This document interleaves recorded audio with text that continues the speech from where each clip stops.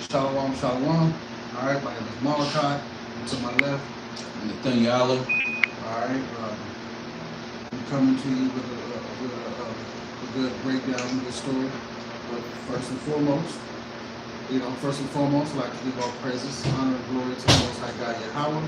And I do so in the name of His only begotten Son, Mashiach Yahushai. This is another Hebrew reading, all right? And what we're dealing with is last night started the first day of Hanukkah, which is also known as the Feast of Dedication. Okay? And we're in the second night now.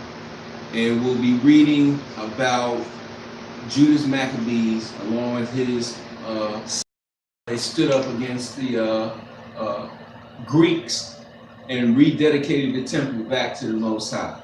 So we're going to start reading in First Maccabees, the first chapter, starting from the first verse. Okay? So we're reading about the Feast of Dedication. How did it come about? What were the signs of the times? What was going on during that period? Okay? We was under occupation of the Greeks. Why? Because as we were sinning and becoming less obedient to the Most High, He allowed other nations to rise up around us and to bring us into captivity.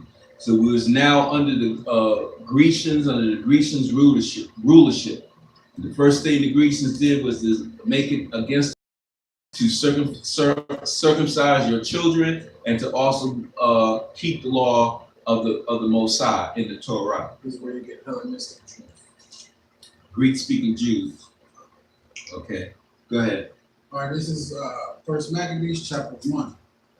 And it happened after Alexander, son of Philip, the Macedonian, who came out of the land of Shintanum, had smitten Darius, king of Persians and Medes, and he reigned in his stead the first over Greece, and made many wars, and won many strongholds, and slew the kings of the earth, and went through the ends of the earth, and took spoils of many nations, insomuch that the earth was before him, whereupon he was exalted, and his heart was lifted up. And he gathered a mighty strong host, and ruled over countries and nations and kings. So now we're reading about how the Greeks came into power under Alexander the Greek and his father Philip of Macedonia, and they began their campaign of the world at that time. Okay, brought all known nations into subjection under their rulership. Okay, defeated the Mede Persian Empire. Now they became into rulership. All right, the Xerxes and 1, the Xerxes 2. That little history lesson would be for another time. But go ahead. I'm gonna start back with 3. All right. That the earth was quiet before him, whereupon he was exalted and his heart was lifted up. Verse 4. And he gathered a mighty strong host, and ruled over countries and nations and kings, who became tributaries unto him. And after these things he fell sick. Tributaries meaning they paid tax and check it in. Go ahead. And after these things he fell sick, and perceived that he should die. Wherefore he called his servants, such as were honorable and had been brought up with him from his youth, and parted his kingdom among them. 4 generals. Go ahead. All right.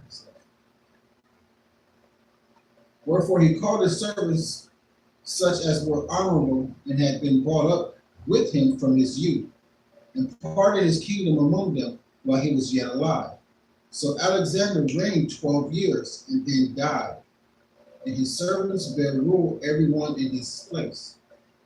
And after his death, they all put crowns upon themselves. So did their sons after them. Many years and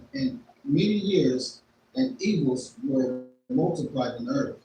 Evils were multiplied on the earth because the Greeks were in rulership and they were in all type of idolatry, sorceries, and evils. Okay.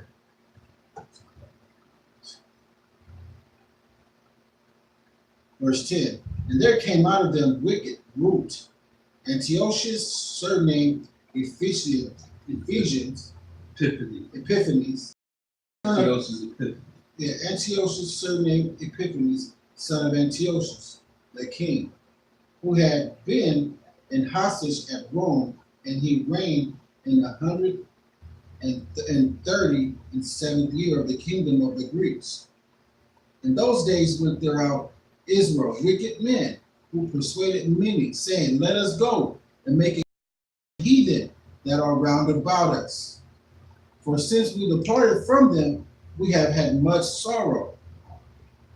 Verse 12. So this device pleased them well.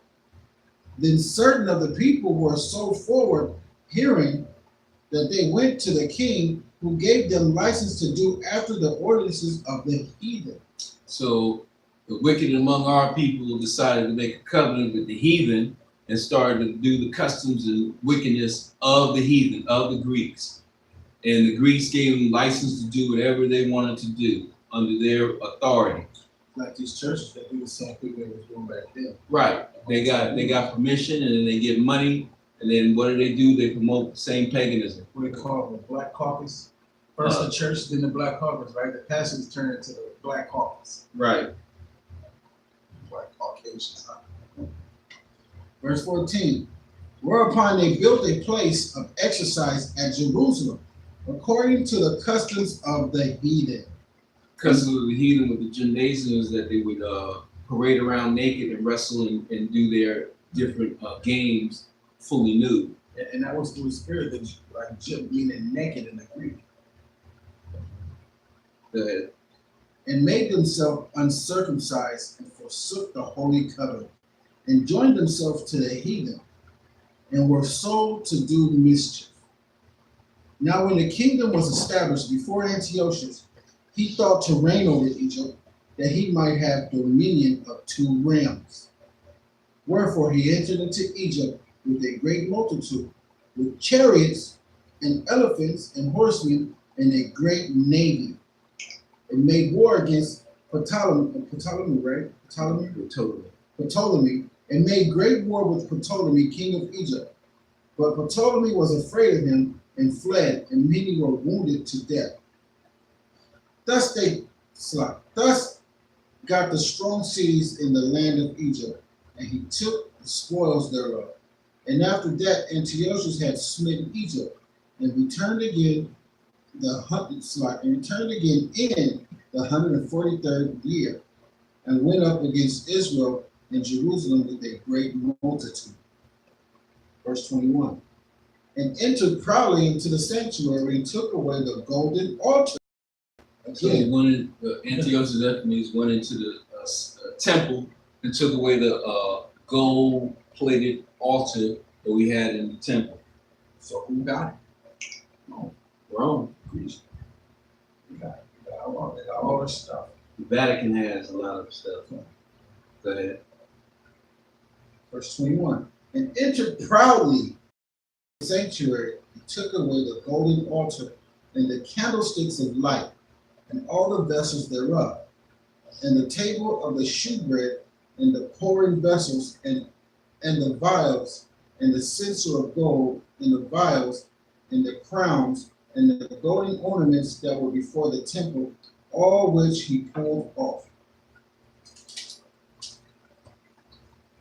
He took also the silver and the gold, and the precious vessels. Also he took the hidden treasures which he found. And when he had taken all away, he went into his own land, having made a great massacre, and spoken very proudly. Therefore was great murmuring in Israel, in every place where they were, so that the princes and elders murmured. The virgins and young men were made feeble, and the beauty of women was changed. Learn the ways of the heathen, the beauty of the woman changed. Men were weak, okay, didn't have no backbone, no fortitude. I mean, pretty much modern day. When you look at the tradition of the black man today, he's not the same as they were back in the 60s. And the beauty of women was changed. It was more modest. There was a lot of skin being shown and everything else. Go ahead. Verse 27. Every bridegroom took up lamentations, and she sat in the marriage chamber was in heaviness. So like I'm gonna start at 27. Every bridegroom took up lamentations, and she that sat in the marriage chamber was in heaviness. The land also was moved for inhabitations thereof, and all the house of Jacob was covered with confusion. And after 2 years fully experienced, the king sent his chief collector of tribute into the cities of Judah, who came into Jerusalem with a great multitude, and spake peaceably unto them. For all was deceit. For when they had given him credence, he fell suddenly upon the city, and smote it very sore, and destroyed much people of Israel. And when he had taken the spoils of the city, he set it on fire, and pulled down the houses and walls thereof on every side. But the women and children took their captive and possessed the cattle. Then builded they the city of Divide with a great and strong wall, and with mighty towers, and made it a stronghold for them. And they put therein a sinful nation, wicked men, and fortified themselves therein. They stood it also with armor and victuals. And when they had gathered together the spoils of Jerusalem, they laid them up there. And so they became a sore snare, just like today. Okay. I believe it might be referencing Masada, also a location that's up in the mountain. Come. Good. Verse 36, for it was a place to lie and wait against the sanctuary, and an evil adversary to Israel. Thus they shed innocent blood on every side of the sanctuary and defiled it, insomuch that the inhabitation of Jerusalem fled because of them, whereupon the city was made an habitation of strangers and became strange to those that were born in her, and her own children left her. Verse 39, her sanctuary was laid waste like a wilderness. Her feasts were turned to mourning, her Sabbaths into reproach, her honor unto contempt. So the dwelling place of the Israelites was turned upside down by the heathen, destroyed, and anything that resembled any type of worship to the Most High was desecrated. Because salvation prospered in our hands, not theirs. They know their judgment already. They know how the Most High feel about them. They know about all the judgment that's been going around since day one. They know that the Most High don't love them like that. They love Israel. So it only prospers. I mean, it only benefits them to destroy Israel. Everybody around was just a token. Israel was who they want. But everybody else is going to follow after Israel. Verse 40. As had been her glory, so was her dishonor increased, and her excellency was turned into mourning. Moreover, King Antiochus wrote to his whole kingdom that all should be one people, and everyone should leave his laws. So all of the heathens agreed, according to the commandment of the king. So similar to America, we're going to have one religion, one law for all of the land. All right. And that's what they do. You got Christians, Chaldeans, which they not the real Chaldeans, but they call themselves Chaldeans, they're Christians. You got Hispanics, they Christians. You got the Somalis, they Christians now. You know what I mean? Everybody Christians now. All right. Verse 42. And everyone should leave his laws. So all the heathens agreed, according to the commandment of the king. Yea, many also of the Israelites consented to his religion, and sacrificed with idols, and profaned the Sabbath. For the king had sent letters by messengers unto Jerusalem and the cities of Judea, that they should follow the strange laws of the land.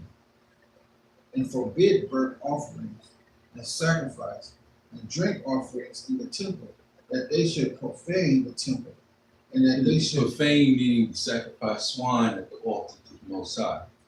Okay? And stop burnt offering, stop sacrificing to the Most High. Okay, so that's profaning the Most High's temple. Go ahead.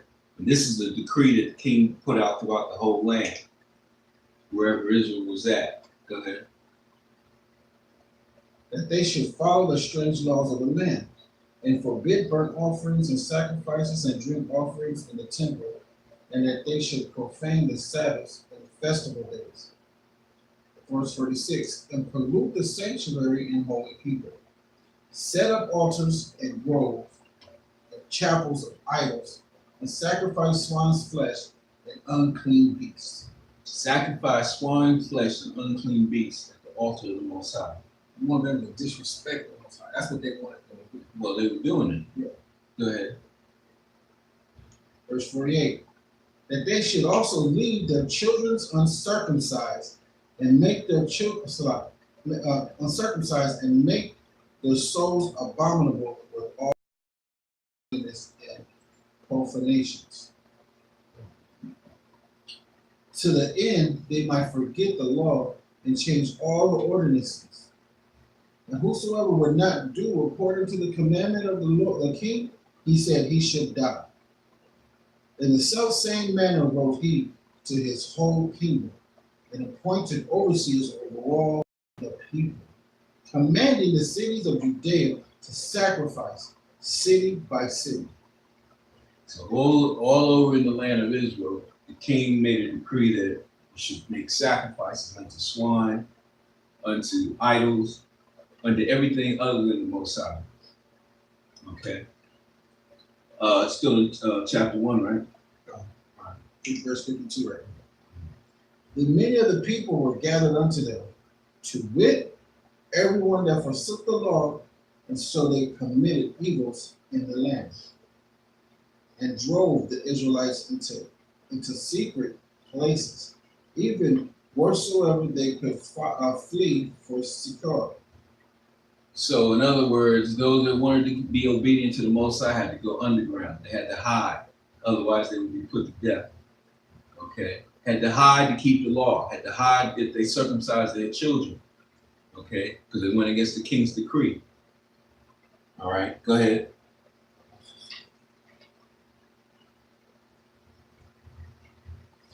Verse 54. Now the 15th day of the month cast loose. Verse 54. Now the 15th day of the month cast loose.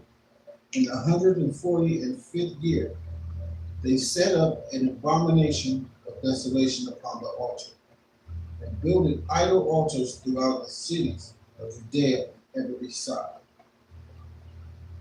and burnt incense at the doors of their houses and in the streets. And when they had rent in pieces the books of the law which they found, they burnt them with fire. So they burnt the book of the law, burnt the Torahs with fire. That whatever book they found that had any references to the Torah, they burnt it with fire. Like, what was his name in them? The dudes from, What, Hitler? the conscious community of the brothers that were shooting the Bible. Oh, you talking about Chaanakah? yeah, Sonetta and well, Sonetta wasn't shooting, it was Polite. He was the one shooting at the Bible. Go ahead.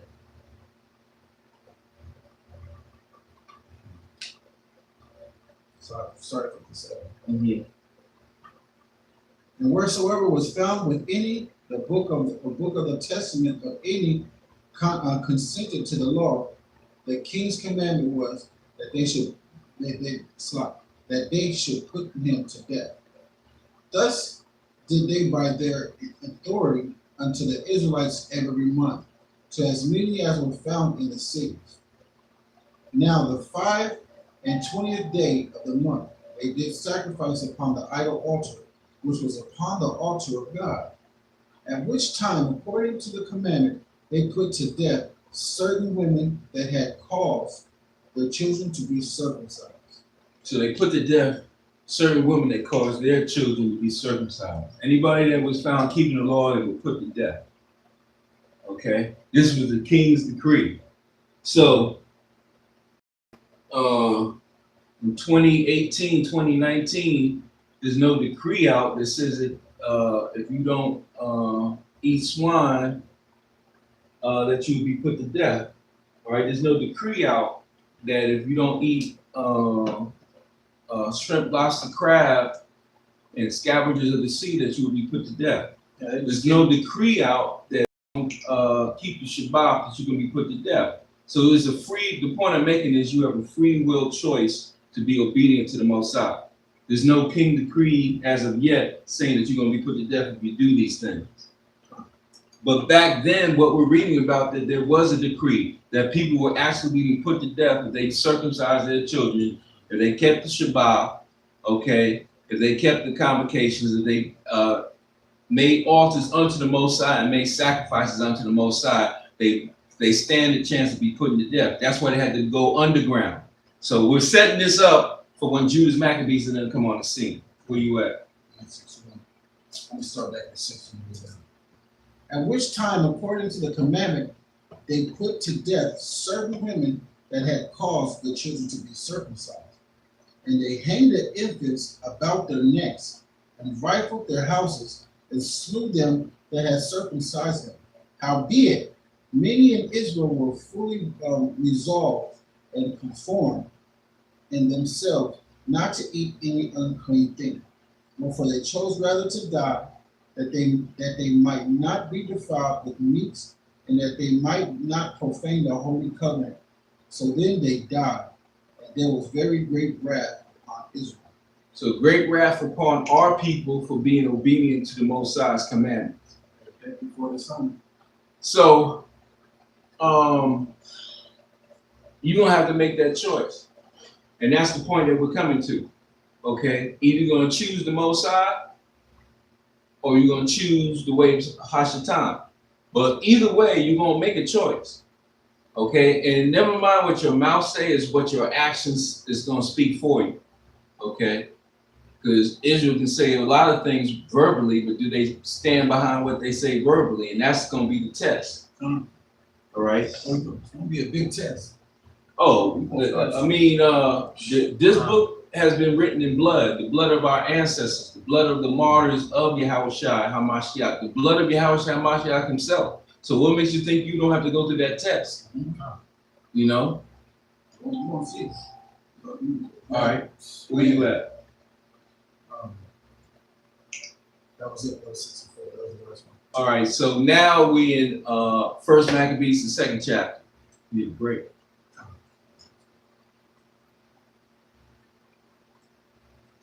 First Maccabees, the second chapter.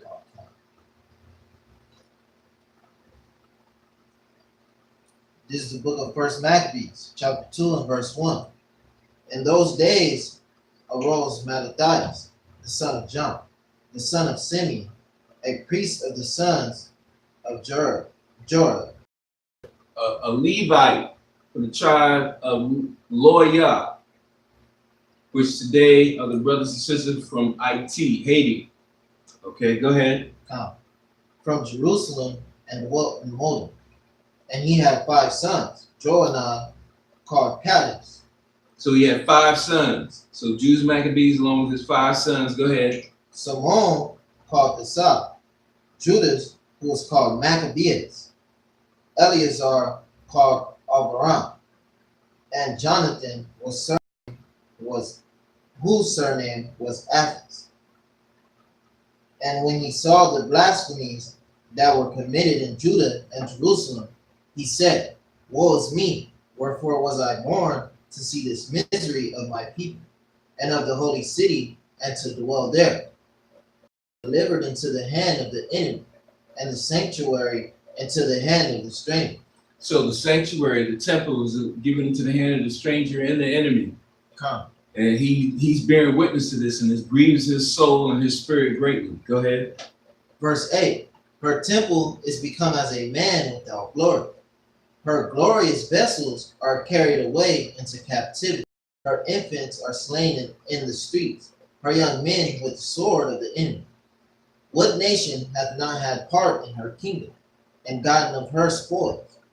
All her ornaments are taken away. Of a free woman she is become a bondslave. And behold, our sanctuary, even our beauty, and our glory is laid waste, and the Gentiles have profaned it. To what end, therefore, shall we live any longer? That Mattathias and his sons rent their clothes, and put on sackcloth, and mourn very sore. So the Judas, his sons, rent their clothes, put on sackcloth, and mourn for the destruction that they saw happening to Israel, happening to their people, happening to the temple of the Most High. Go ahead. Verse 15. In the meanwhile, the kings of officers, such as compelled the people to revolt, came into the city Modin to make them sacrifice. And when many of Israel came unto them, Mattathias also and his sons came together. Then answered the kings of officers and said to Mattathias, on this wise, thou art a ruler, an honorable and great man in this city, and strengthened with sons and brethren. Now therefore come thou first and fulfill the king's commandment, like as all the heathen have done. Yet and the men of Judah also, and such as remain at Jerusalem. So shalt thou and thine house be in the number of the king's friends, and thou and thy children shall be honored with silver and gold and many rewards.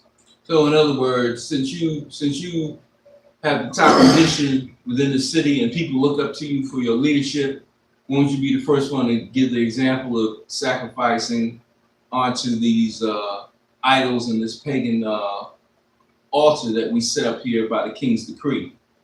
Go ahead. Verse 19. Then Mattathias answered and spake with a loud voice, though all the nations that are under the king's dominion obey him, and follow every one from the religion of their fathers, and give consent to his commandments, yet will I and my sons and my brethren walk into the covenant of our fathers. God forbid that we should forsake the law and the ordinances. So he just said that we're going to follow the ways of the Most High. As for my house, we will follow the commandments of Yahweh, B'Shem Yahweh Shai Mashiach. We ain't going to your idolatry. Right. My sons as well as my brothers. We're not bowing down. Go ahead. Verse 22. We will not hearken to the king's words to go from our religion, either on the right hand or the left. Now when he had left speaking these words, there came one of the Jews in the sight of all to sacrifice on the altar, which was at Modin, according to the king's commandment. Which thing, when Mattathias saw, he was inflamed with zeal, and his reins trembled. Neither could he forbear to show his anger according to judgment. Wherefore he ran and slew him upon the altar. So he slew the man that was about to sacrifice on the altar to the king. Slew him right there, everybody. Go ahead. Verse 25. Also the king's commissioner who compelled men to sacrifice, he killed at that time, and the altar he pulled down. So he destroyed the altar and killed the king's commissioner as well as the man that came up to sacrifice first. Right? So he wrecked shop. Go ahead. Verse 26. Thus dealt he zealously for the law of God, like as Phinehas did unto Zembri, the son of Salam. And Mattathias cried throughout the city with a loud voice, saying, whosoever zealous of the law and maintaineth the covenant, let him fall.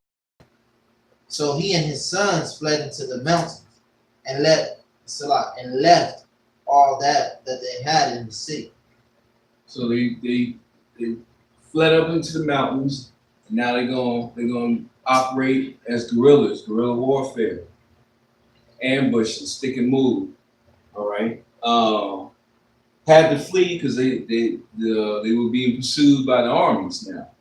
Okay, and the officers of the court and by the king's men. So they were wanted men, outlaws. So you can understand. Outlaws for what? Outlaws for Yahweh Bashem Yahushua Mashiach.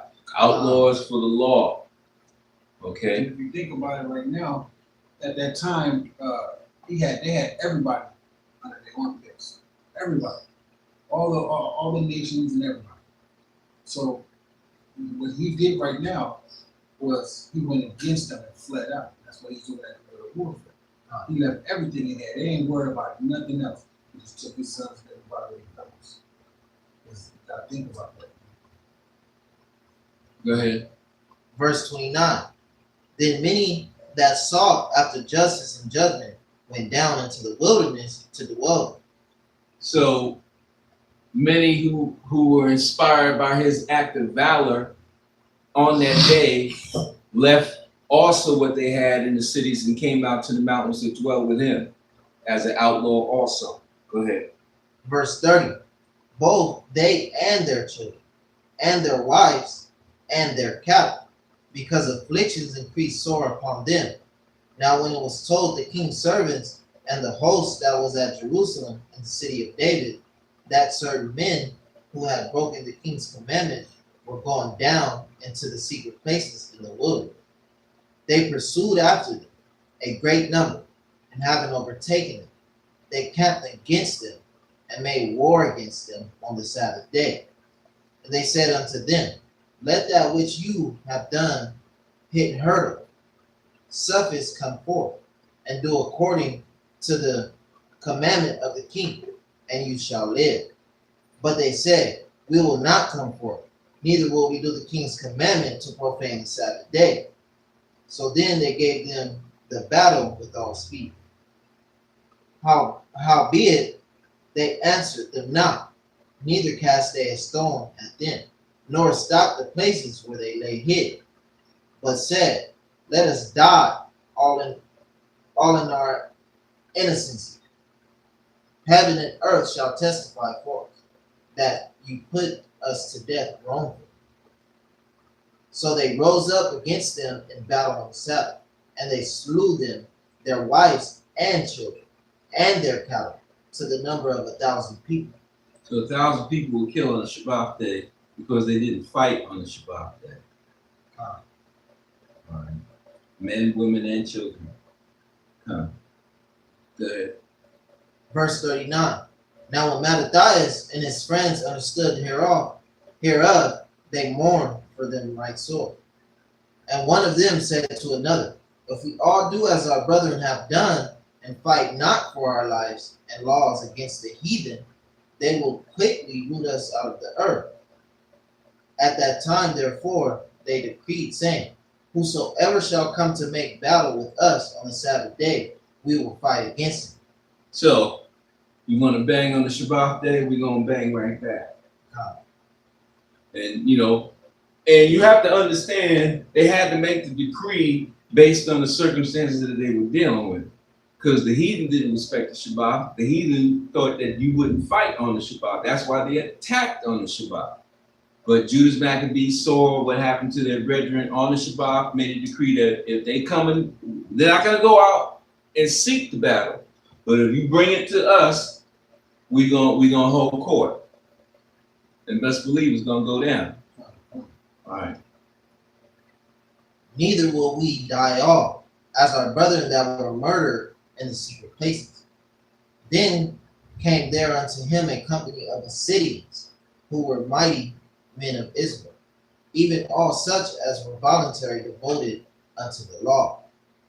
Also all they that fled persecution joined themselves unto them, and were a stay unto them. So now he's gathering his forces.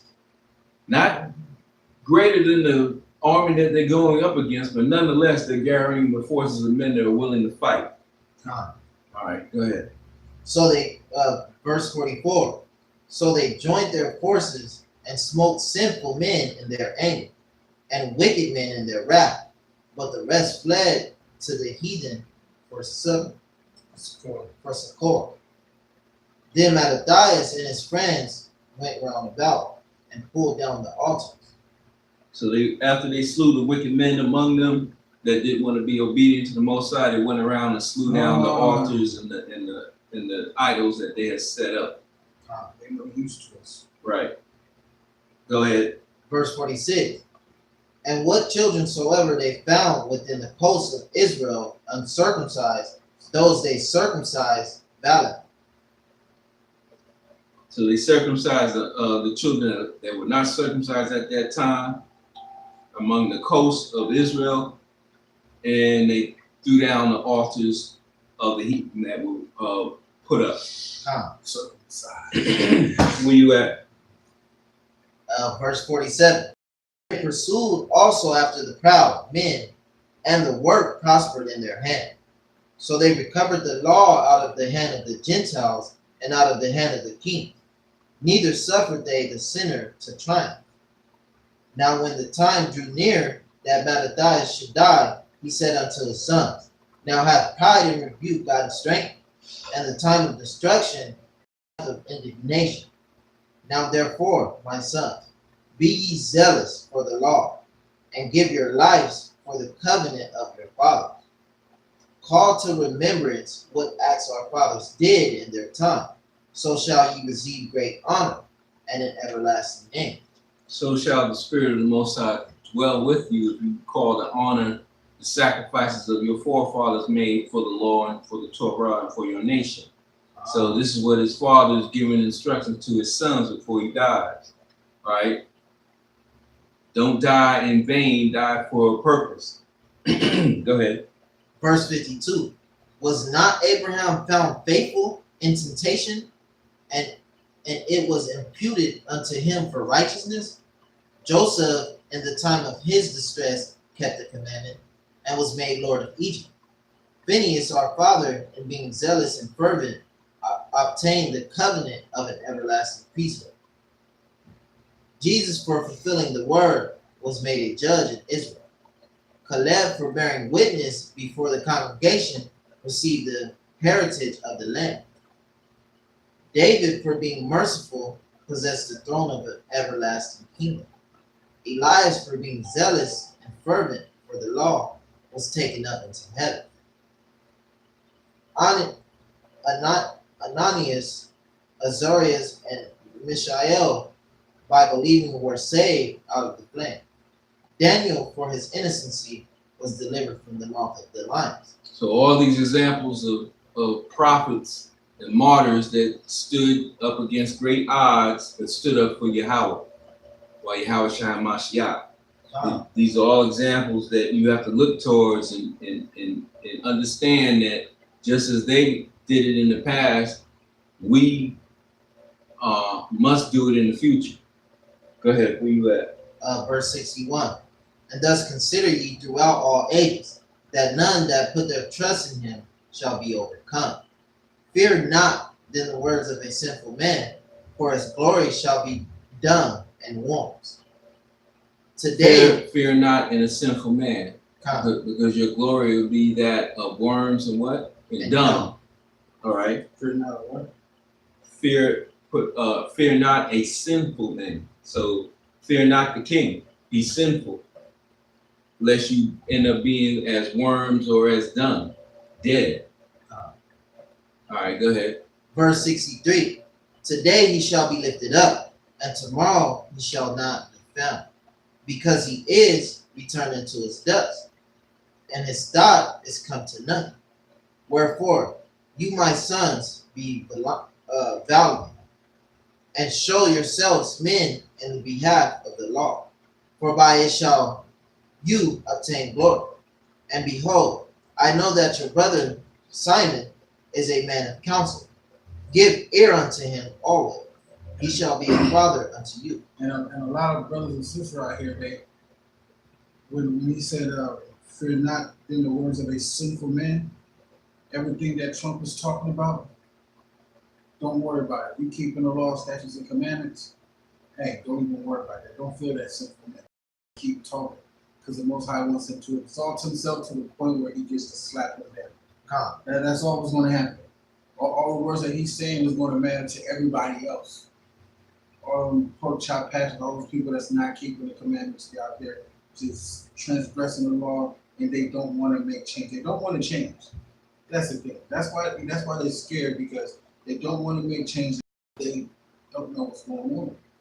We got these secrets and we're telling them that they're going to be listening to Trump, and they're going to get scared. They're going to be out here just doing a bunch of crazy things, right? So that is a true thing. That is very true. Look to these examples of the brothers before that made examples, and just keep them off, man. Be obedient. All right, where you at? Verse 66. As for Judas Maccabeus, he hath been mighty and strong, even from his youth up. Let him be your captain, and fight the battle of the people. Take also unto you all those that observe the law, and avenge ye the wrong of your people. So avenge the wrong of your people and take all those that are obedient to the law to be a part of your army. Go ahead. Verse 68. Recompense fully the heathen, Con. and take heed to the commandments of the law. So he blessed them, and was gathered to his father. And he died in the 146th year. And his sons buried him in the sepulchre. Sepulture. Huh? Sepulture. Sepulture. In the sepulchre of his fathers at Mona. And all Israel made great lamentation for him. Con. So that's it of Con. 2. Okay, you read 3. Con. Mhm. That's a lot of things that make me comfortable as well. Should make y'all comfortable for a peace of mind. You know what I mean? It's time to be obedient. It's time to do what we need to do. All these law, statutes, commandments. Have brotherly love. Listen. Be obedient.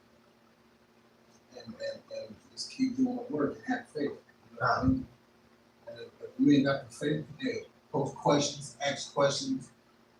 Everybody should be asking questions about something. There should always be questions about it. You know what I mean? The cameras off, leave the cameras on. Hey, All right, First Maccabees, 3rd chapter. First Maccabees chapter 3, verse 1. Then his son Judas, called Maccabeus, rose up in his stead, and all his brethren helped him. And so did all they that held with his father, and they fought with cheerfulness in the battle of Israel. So he gave his people great honor, and put on a breastplate as a giant, and girt his warlike harness about him, and made battles, protecting the host with his sword. In his acts he was like a lion, and like a lion's whelp roaring for his prey. For he pursued the wicked, and sought them out, and burnt up those that vexed his people. So he sought out the enemies of his people and he burnt them up. Go ahead.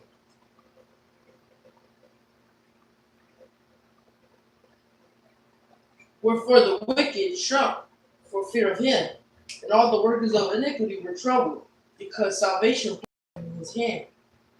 He grieved also many kings, and made Jacob glad with his acts, and his memorial is blessed forever.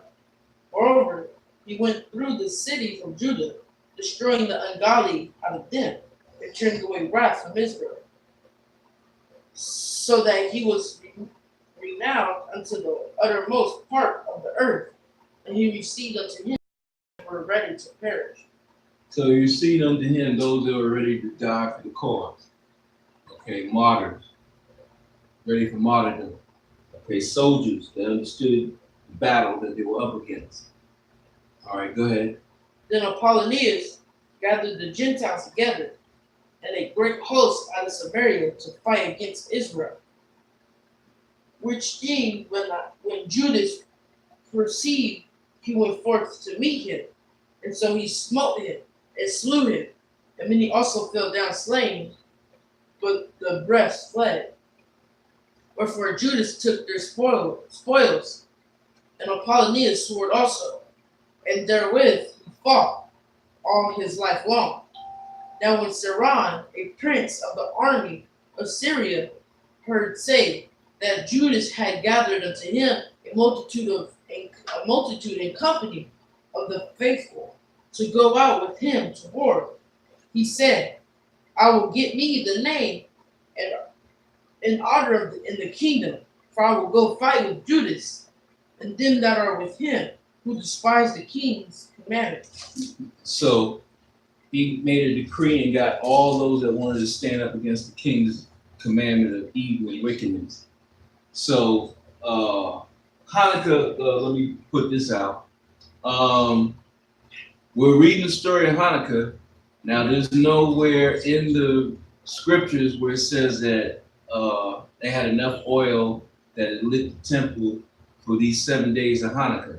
Okay, that's not found scripturally. What we find scripturally is the fact that they gained control of the temple and rededicated it back to the Most High.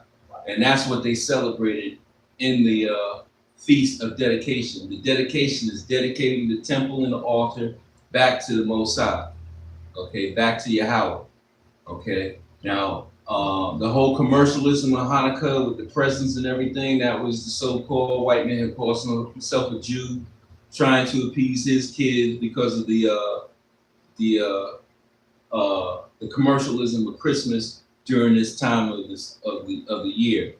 Okay, the only time, I mean, you can give a present to your child anytime that you want to, so there's no quote unquote set days of actually exchanging gifts. The only memorial that we do see that gifts were exchanged is when you read in the book of Esther about Purim.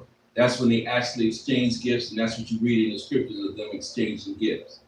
Okay, but any other convocation, you know, if you want to give gifts, that's your discretion. But it ain't something. I guess the point I'm getting to, it's not something that somebody could say, well, you're supposed to do it on Hanukkah. Well, it's not strictly sound to say that, okay? That's the point. But if you want to do gifts, that's up to you.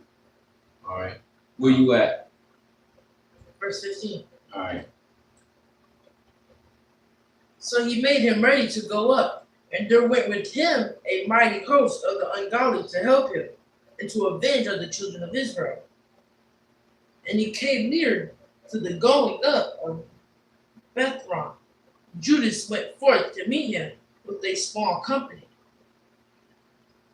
who, when they saw the host coming to meet them, said unto Judas, how shall we be able, being so few, to fight against so a great multitude, and so strong, seeing we are ready to faint with fasting all this day?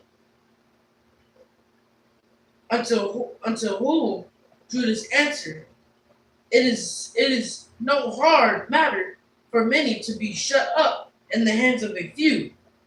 And with the God of heaven, it is all one, to deliver with a great multitude or a small company. For the victory of battle standeth not in the multitude of an host, but strength cometh from heaven. So in other words, if the Most High is with you, he can be against you. It doesn't matter. The Most High has delivered Israel with always fewer numbers than the preceding army that they're going up against. All right, so if the Most High wants us to prevail, we will prevail. But if not, we die a soldier's death. All right, go ahead. So they come against us in crime and iniquity to destroy us, and our wives and children to spoil us. But we fight for our lives and our laws. Or for the Lord himself will overthrow them before our face. And as for you, be ye not afraid of them. Now as soon as he had left off speaking, he leapt suddenly upon them. And so Sirron and his host was overthrown before him. And they pursued them from the going down of Bethron and the plain, where were slain about 800 men of them. And the residue fled into the land of the Philistines. So they slew, fell upon them, okay, with a great cry in battle, and slew them and pursued them unto the land of the Canaanites. Go ahead.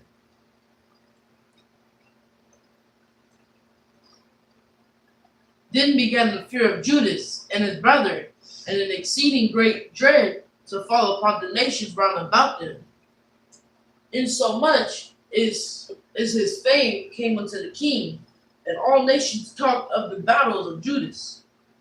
So Now- his fame in battle reached out to the king and to the other nations surrounding them.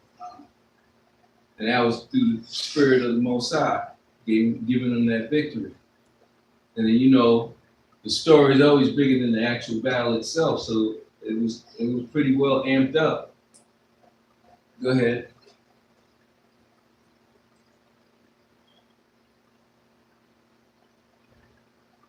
Now when the king Antiochus heard these things, he was full of indignation. Wherefore he sent and gathered together all the forces of his realm, even a very strong army. He opened also his treasure and gave his soldiers pay for a year, commanding them to be ready whensoever he should need them. Nevertheless, when he saw that the money of his treasures failed, that the tributes in his country were small because of the dissension, that was it. Sounds like it. What verse? What verse? Verse. Someone knocked at the door. Nevertheless, when he saw that the money of his treasures failed, and of the tributes was to the dissension, yeah. Dissension. Dissension? Yeah.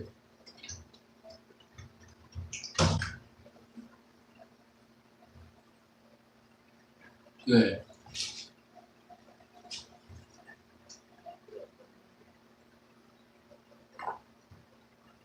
Where you at? Verse 30. Don't close the door. Don't close the door. All right.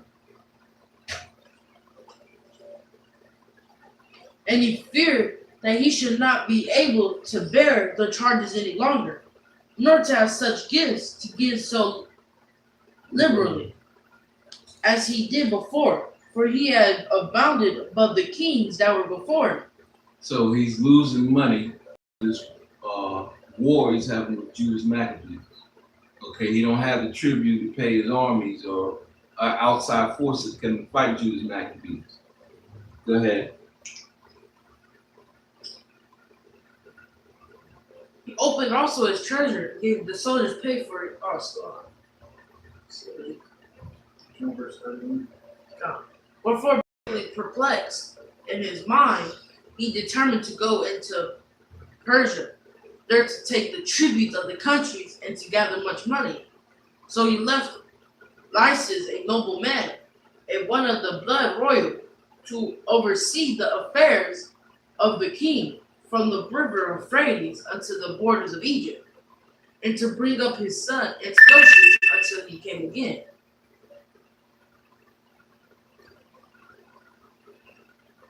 Yeah. It's very low.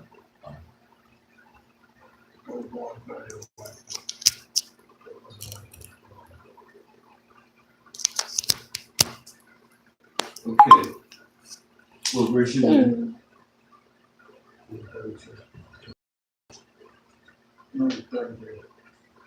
And to bring up his son Antiochus until he came again. Moreover, he delivered unto him the half of his forces and the elephants, and gave him charge of all the things that he should have done. He also concerning them that dwelt in Judea and in Jerusalem, to wit, that he should send an army against them to destroy and root out of the strength of Israel and the remnant of Jerusalem, to take away their memorial from that place, and that he should place strangers in all their quarters, and divide the land by lot. So the king took the half of the forces that remained, and departed from Antioch, his royal city, the 147th year, and having passed the river Euphrates, he went through the high countries. The Lysis chose Ptolemy, the son of Ptolemy, the son of Doramenes, and Nicanor, and Gorgias, mighty men of the king's friends. And with them he sent 40,000 footmen and 7,000 horsemen to go into the land of Judea and to destroy it as the king commanded. So now they're going to have this great wave and going through Jerusalem and Judea and destroy it. Come. All right, go ahead. So they went forth with all their power and came and pitched by Emas in the plain country. And the merchants of the country, hearing the fame of them, took silver and gold, very much with servants, and came into the camp to buy with the children of Israel for slaves. A power also of Syria and of the land of the Philistines joined themselves unto them. Now when Judas and his brethren saw that miseries were multiplied, and that the forces did encamp themselves in their borders, for they knew how the king had given commandment. Is that commandment?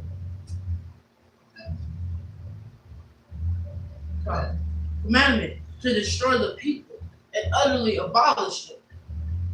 And they said one to another, let us restore the decayed estate of our people, and let us fight for our people in the sanctuary. It was the congregation they gathered together, that they might be ready for battle, and that they might pray and ask mercy and compassion. Now Jerusalem lay void as a wilderness. There was none of her children that went in or out. That went in or out. The sanctuary also was trodden down, and aliens kept the stronghold. The heathen had their habitation in that place, and joy was taken from Jacob, and the pipe with the harp ceased. Wherefore the Israelites assembled themselves together and came to over against Jerusalem, for Massah was the place where they prayed aforetime in Israel. Then they fasted that day, and put on sackcloth, and cast ashes upon their heads, and rent their clothes, and laid upon the book of the law wherein the heathen had sought to paint the likeness of their images. Mhm. They brought also the priests garments, and the first fruits, and the tithes, and the Nazarites they stirred up, who had accomplished their days. Then cried they with a loud voice toward heaven, saying, what shall we do with these? And whither shall we carry them away? For thy sanctuary is trodden down and profane, and priests are in heaviness and brought low. And lo, the heathen are assembled together against us to destroy us. What things they imagine against us, thou knowest. How shall we be able to stand against them, except thou, O God, be our help? Then sounded they with trumpets and cried with a loud voice. And after this, Judas ordained captains over the people, even captains over thousands, and over hundreds, and over fifties, and over tens. But as for much as were building houses, or had betrothed wives, or were planting vineyards, or were fearful, those he commanded that they should return every man to his own house according to the law. So the camp removed and pitched upon the south side of Emos. And Judas said, arm yourselves, and be violent men. See that ye be in readiness against the morning, that ye may fight with these nations that are assembled together against us to destroy us and our sanctuary. For it better for us to die in battle than to behold the calamities of our people and our sanctuary. Nevertheless, as the will of God is in heaven, so let him do. That was the chapter. Huh. So they're preparing for that final battle. You know, put on sackcloth, fast, prayed, laid on the book of the Lord, get themselves ready for that final battle. So should everybody do it? Remember this, the book is twofold. So you can apply that to today as well. Prepare yourself. So, First Maccabees, 4th chapter. I'll read the one in 7.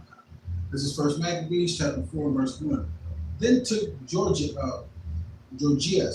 5,000 footmen and 1,000 of the best horsemen, and removed out of the camp by night, to the end he might rush in upon the camp of the Jews, and smite them suddenly, and the men of the fortress were his gods.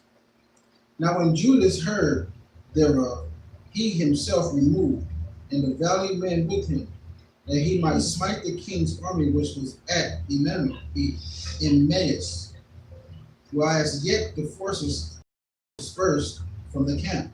In the mean season came Gorgias by night into the camp of Judas. And when he found no men there, he sought them in the mountains. For said he, these fellows flee from us. But as soon as it was day, Judas shewed himself in the plain with 3,000 men. Nevertheless had neither armor nor swords to their minds.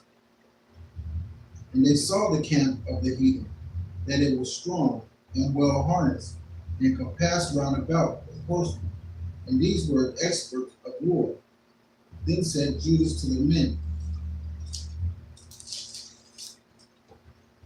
that were with him, fear ye not multitude, neither be ye afraid of their assault. Remember how our fathers were delivered in the Red Sea, when Pharaoh pursued them with an army.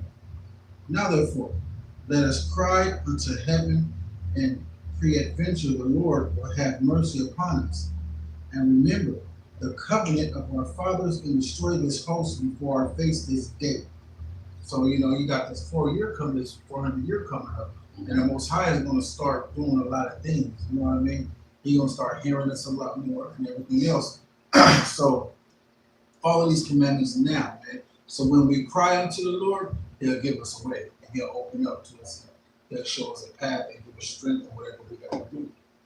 So so just keep those commandments. Verse 10. Now for let us cry unto heaven, and peradventure the Lord will have mercy upon us, and remember the covenant of our fathers, and destroy the host before our face this day, that so all the heathen may know that there is one who delivereth and saveth Israel. Then the strangers lifted up their eyes and saw them coming over against them.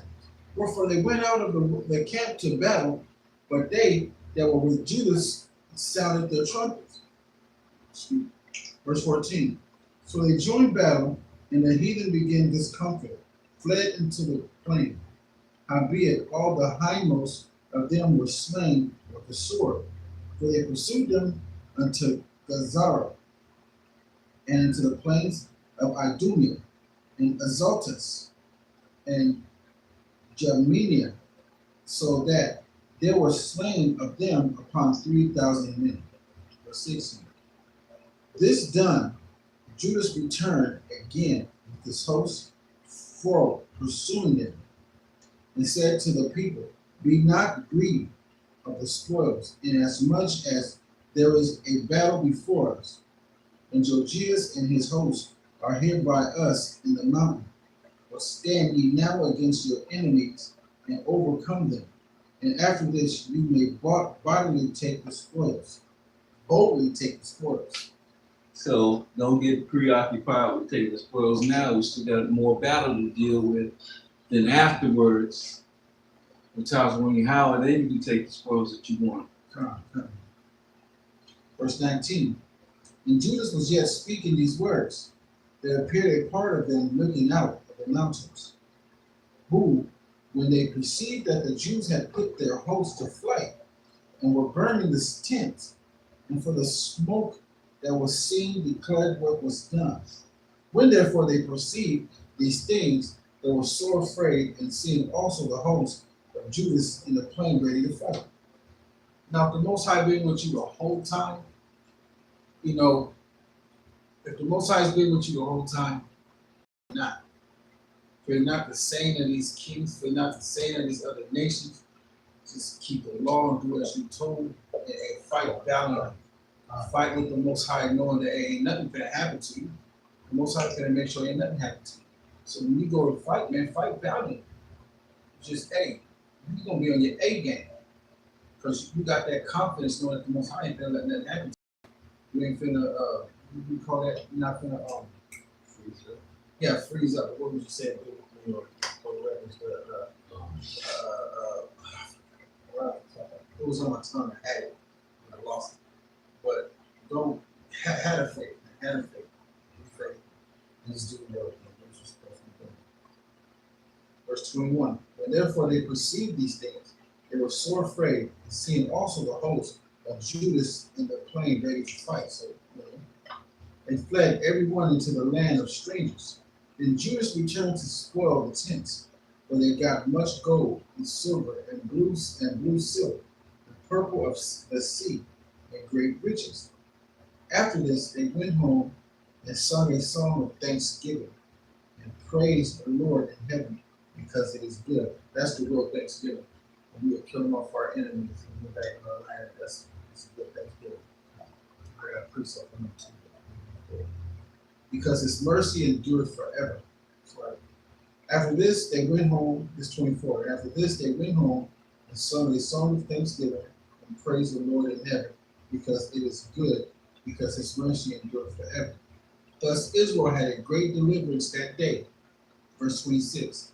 Now all the strangers that had escaped came and told Lysias what had happened, who, when he heard thereof, was confounded and discouraged, because neither such things as he would were done unto Israel, nor such things as the king commanded him will come to pass.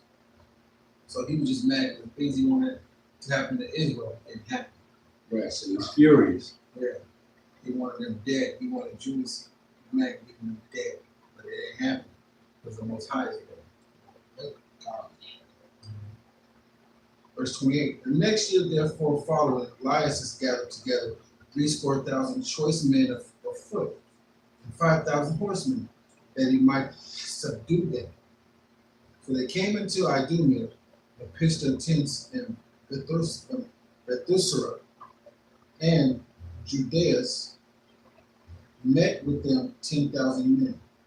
But when he saw the mighty army, he prayed and said, Blessed art thou, O Savior of Israel, who didst quell the violence of the mighty men by the hand of the servant of David, and gave us the host of strangers into the hands of Chaanakah, the son of Saul, and his armor buried. He's bringing to remembrance the things that happened. Verse 31. Shut up his army in the land of thy people Israel, and let them confounded in their power and horsemen. Make them to be no courage, and cause the boldness of their strength to fall away, and let them quake at their destruction. Verse 33. Cast them down with the sword of them that love thee, and let all those that know thy name praise thee with thanksgiving. So they joined battle, and there were slain of the host of Lysias about 5,000 men. Even before them were they slain. Now when Lysias saw his army put to flight, and the mainlessness of Judas' soldiers, they were ready, either to live or die valiantly, he went into Antiochia and gathered together a company of strangers, and having made his army greater than it was, he proposed to come again into Judea. Verse 36. Then said Judas and his brethren, Behold, our enemies are discomfited. Let us go up and clean and dedicate the sanctuary. Upon this, all the hosts assembled themselves and went up to Mount Sinai. So they went up to dedicate the temple that they rebuilt and dedicated unto the Most High. All right, go ahead. Verse 38. But when they saw the sanctuary desolate, and the altar profane, and the gates burnt up. Profane meaning it had all manner swine's flesh on there, every abomination on there. So they had to basically burn it out, clean it out. Go ahead. The shrubs growing in the courts, as in the forest, or in one of the mountains, ye, and the priest's chambers pulled down. They rent their clothes and made great lamentations and cast ashes upon their heads, and fell down flat to the ground upon their faces, and blew an alarm with the trumpets and cried towards heaven. So Judas appointed certain men to fight against those that were in the fortress until he had cleansed the sanctuary. So he chose men to protect the place. While they were cleaning it, he had men protecting, and they still were fighting, cleaning, rededicating, all at once. Go ahead. Verse 42. So he chose priests and blameless conversations, such as had pleasure in the law, whose cleanse the sanctuary and bear out the defiled stones into an unclean place. And when as he consulted what to do with the altar of burnt offerings, which was profane, they thought it best to pull it down, lest it should be a reproach to them, because the heathen had defiled it. Wherefore they pulled it down and laid up the stones in the mountain of the temple in a convenient place, until there should come a prophet to shew what should be done with them. So he didn't. So they wasn't quite sure to do with the altar, but they knew they had to take it down, and then set it to a place that when the Most High does designate a prophet to come with the instructions, they'll be ready to deal with it, or whoever's there at that time. Go ahead. Verse 47. Then they took a whole stones according to the law, and built a new altar according to the former, and made up the sanctuary and the things that were within the temple, and hollowed the courts. They made also new holy vessels, and unto the temple they brought the candlesticks and the altar of burnt offerings, and of incense, and of tables. And upon the altar they burnt incense, and the lamps that were upon the candlesticks were they lighted, that they might give light in the temple. Furthermore, they set the loaves upon the table, and they spread out the vials, and finished all the works which they had begun to make. Verse 52. Now on the 25th day of the 9th month, which is called the month of Cassia, and the 148th year, they rose up betimes in the morning, and offered sacrifices according to the law which they had made. Look at what time, what day the heathen had profaned it. Even in that was dedicated with songs and citherns, harps and cymbals. It says citherns, cymbals. Then all the people fell upon their faces, worshiping and praising the God of heaven, who had given them good success. So everybody praised the Most High for giving them success to be able to rededicate the temple. Rebuilt the altar, made the proper sacrifices to the Most High, and everybody bowed their head to the Most High in honor. And so they kept the dedication of the altar 8 days, and offered burnt offerings with gladness, and sacrificed the sacrifices of deliverance and praise. They decked also the forefront of the temple with crowns of gold, and with shields, and the gates and the chambers they renewed, and hanged doors upon them. Thus was this very great gladness upon the people, for that the reproach of the heathen was put away.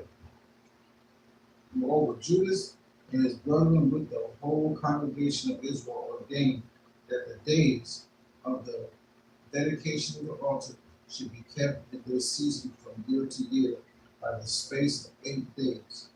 And the 25th day of the month Caselu with mirth and gladness. At that time also they builded up the Mount Sinai with high walls and strong towers round about, lest the Gentiles should come and tread it down, and they had done before, as they had done before. They set the Grecians to keep. So, you said Grecians? They set the Grecians. They set their a garrisons to keep it. The fortified Beth Shura to preserve it, and the people might have a defense against Adullam, which is Esau. All right, so that was chapter 4. Okay. And all this right here, man, is just the same things about to happen. So what we read is the actual rededication of the temple. What we read was the actual memorial of Hanukkah. This is what they did during the actual Hanukkah situation. All right. So we read about oil and the lamps and all that, even though we had the menorah and everything.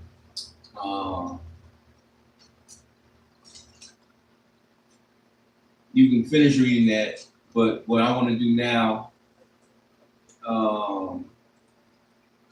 because when you read further, they eventually lost the war.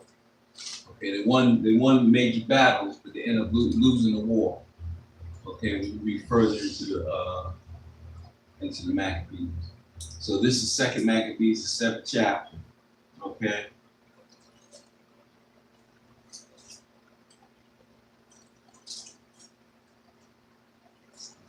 All right.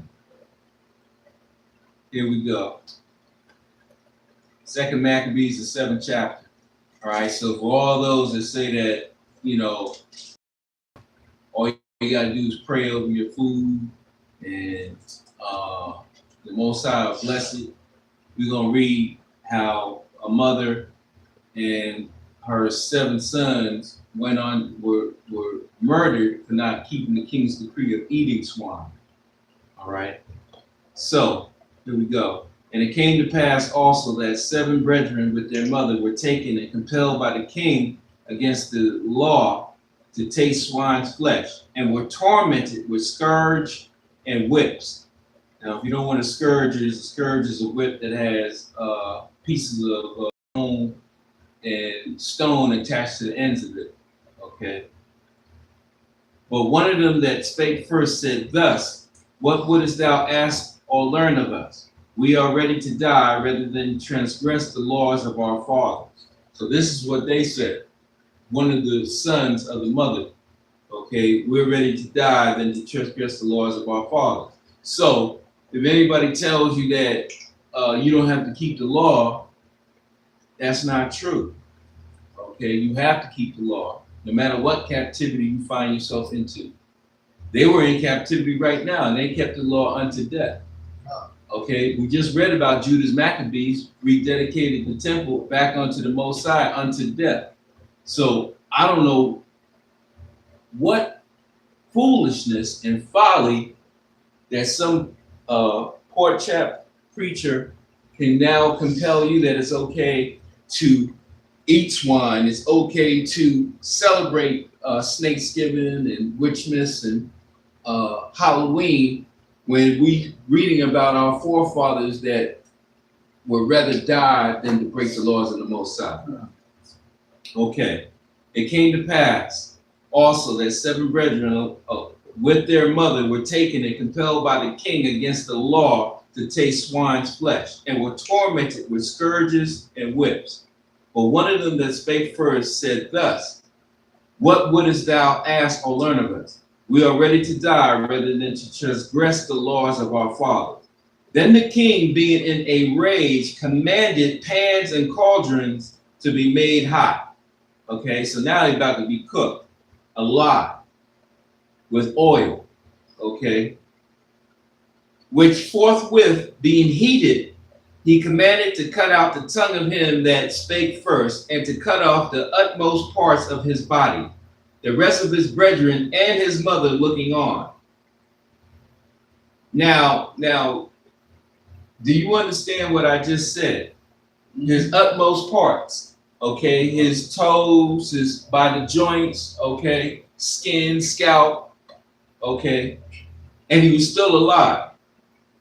Now, verse 5. Now, when he was thus maimed in all his members, he commanded him, being yet alive, to be brought to the fire and to be fried in the pan. And as the vapor of the pan was for a good space dispersed, they exalted one another with the mother to die manfully, saying thus, the Lord Yahweh look upon us, and in truth has comfort in us, as Mashah in his song, which witnessed to their faces, declared, saying, and he shall be comforted in his servants.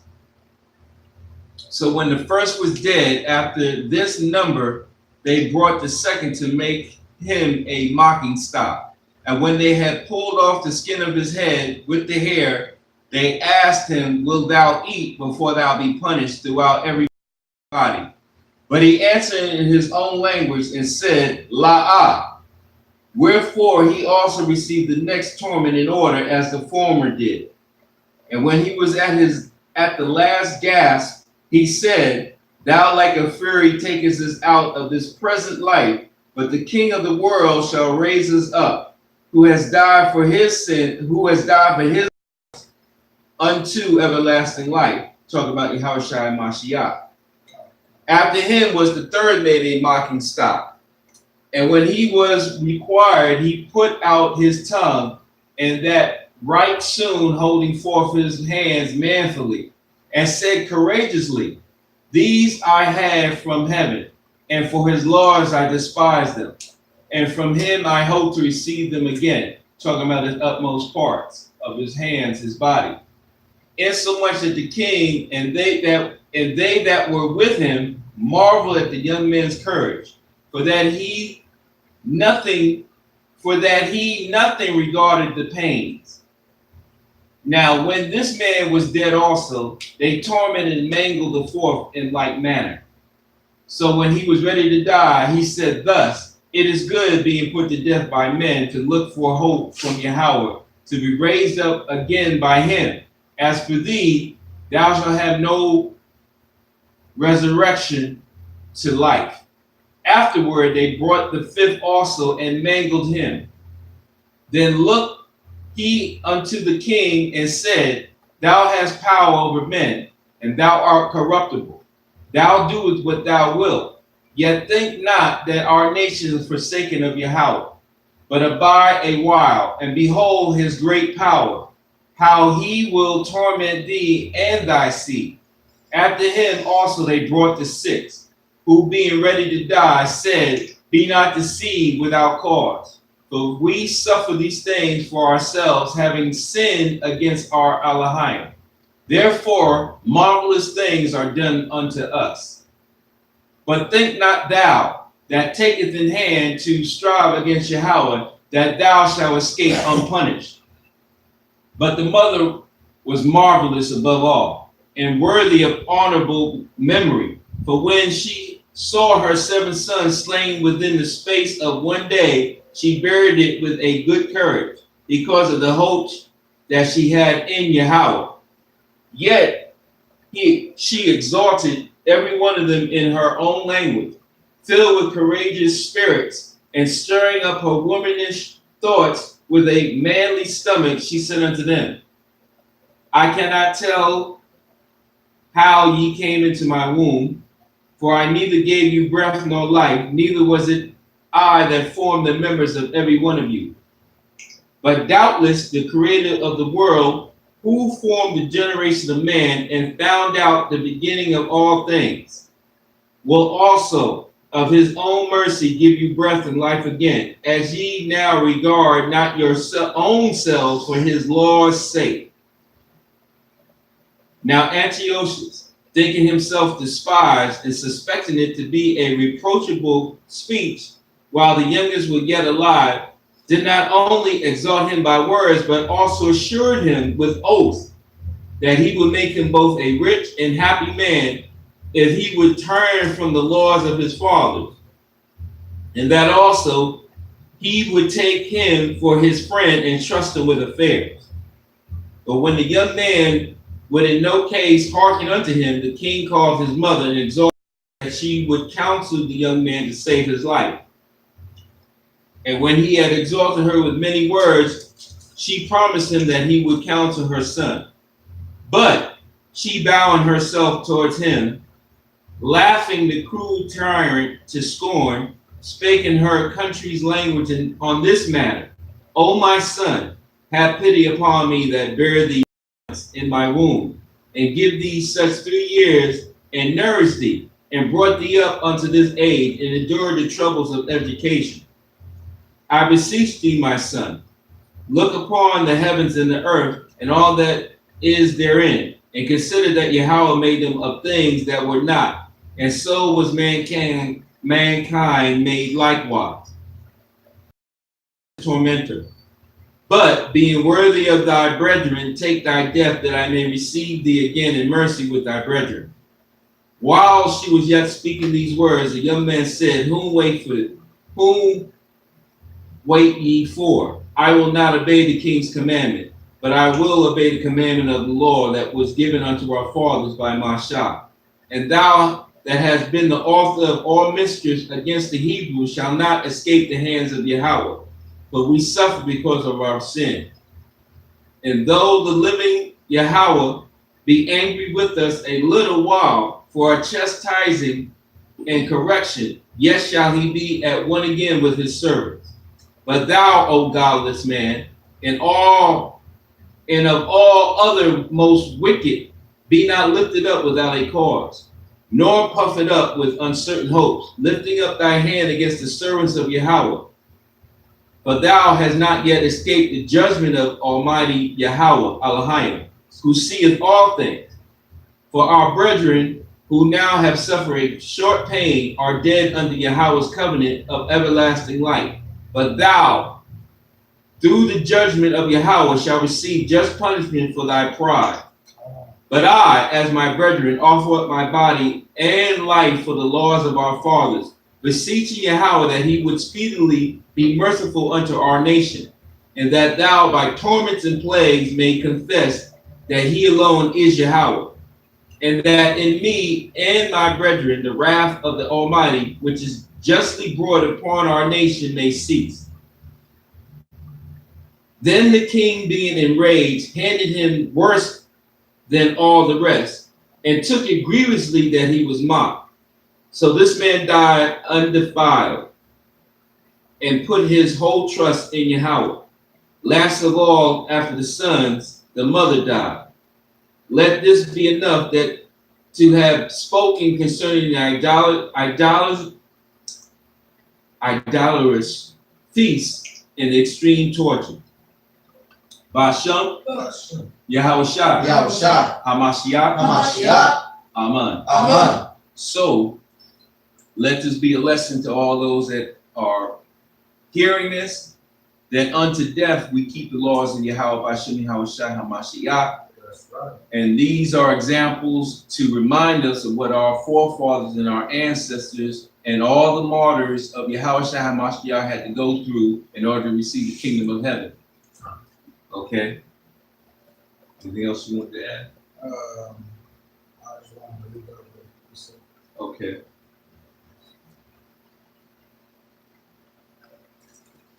This is the book of Romans, chapter 15, and verse 4.